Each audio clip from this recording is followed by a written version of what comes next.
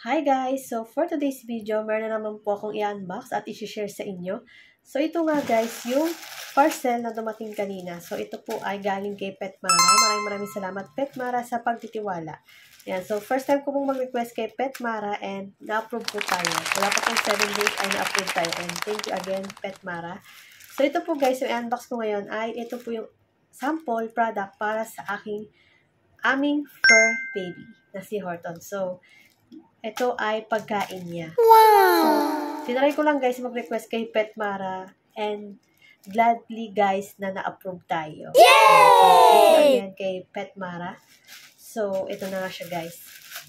So, kanina pala siya dumating guys ng hapon at pag uwi ko nga ay ito na nga at nakita ko na itong parcel. Woo!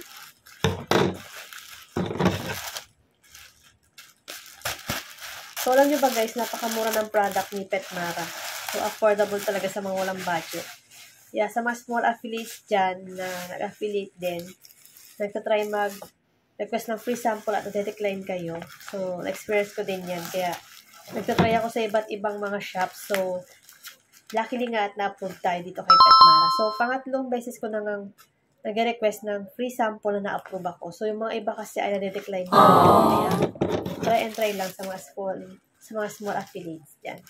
So guys, ito nga pala yung kanyang packaging. So naka-bubble wrap siya. So let's see kung magugustuhan ba ng aming fur baby yung product ni Petmara. Alam nyo ba guys, nagulat ako na approve siya. Diba? Kaya sa mga gusto kong magpa-promote ng kanilang product dyan sa aming mga small affiliates. Ayan.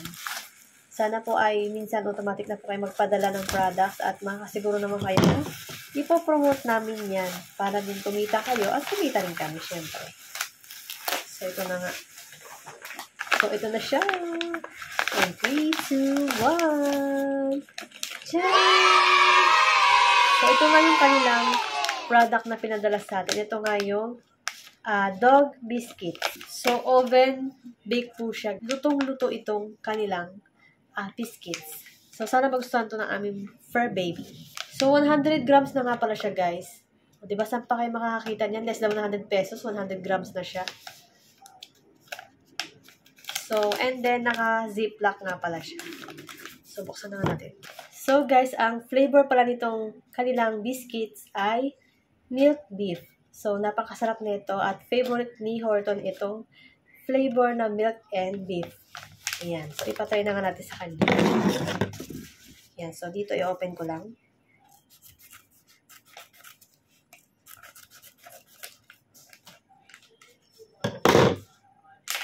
So, milk beef flavor pala siya guys ha. Ayan. Ang bango guys. Sarap tikman. Sarap kainin. So, ito pala siya guys. Ganito yung kanyang laman. Oh, cute. Oh, ganyan.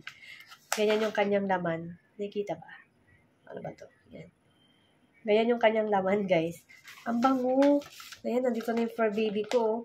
Bango-bango, guys. So, papatikim na natin ito kay Horton, yung aming fur baby. So, less than 100 lang to guys. At ilalagay ko sa basket yung link. Ayan, para maka-order na rin kayo. Ayan, gusto mo to? Oh, sit down. Oh, ayan na guys. Papatry natin sa kanya. Ganyan kasi siya guys kumain. Gusto niya nahawakan.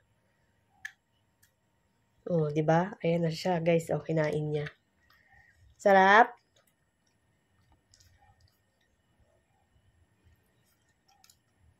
Oh, ito pa.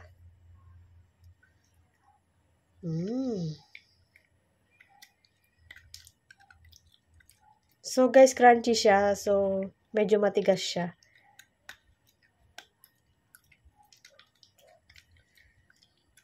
Kaya dapat guys, hatiin nyo yung pagbibigay sa inyong fur baby. Sarap.